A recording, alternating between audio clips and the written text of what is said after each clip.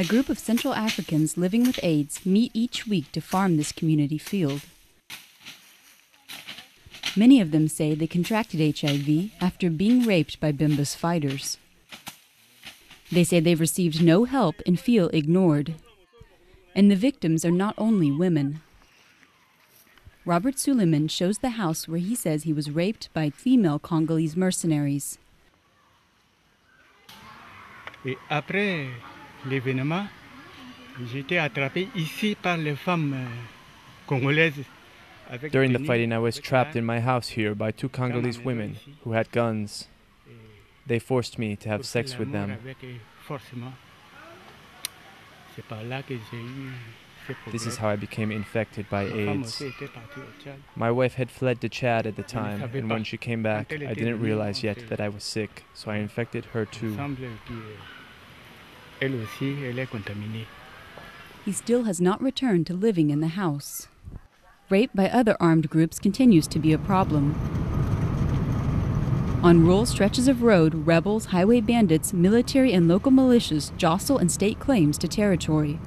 Rape has been one way for armed groups to terrorize and control the people living in the area.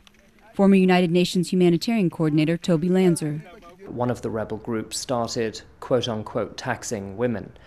And we worked, I would say, quite quickly and hard with people to explain what's on and what's not on.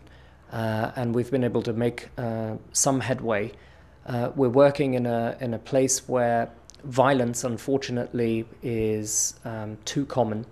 Lanzer says there have been efforts to talk to the armed groups to try to persuade them not to rape. Along a stretch of road of about 50 kilometers where the situation was particularly bad, we essentially started going up and down the road and talking with everybody that we could find who had a weapon, who could force himself or herself onto somebody else, simply by the power of the gun.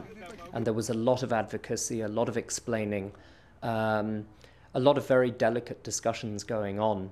But with so many guns and multiple conflicts in the region, protecting the population will remain a difficult challenge.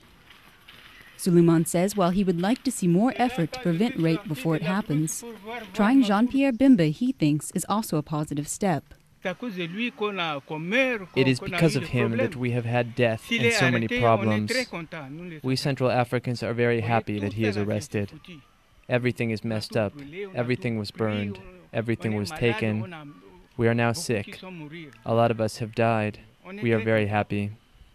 Bemba denies any wrongdoing and says he was not in C.A.R. at the time of the alleged crimes. Carrie Barber for VOA News, Bosangoa in the Central African Republic.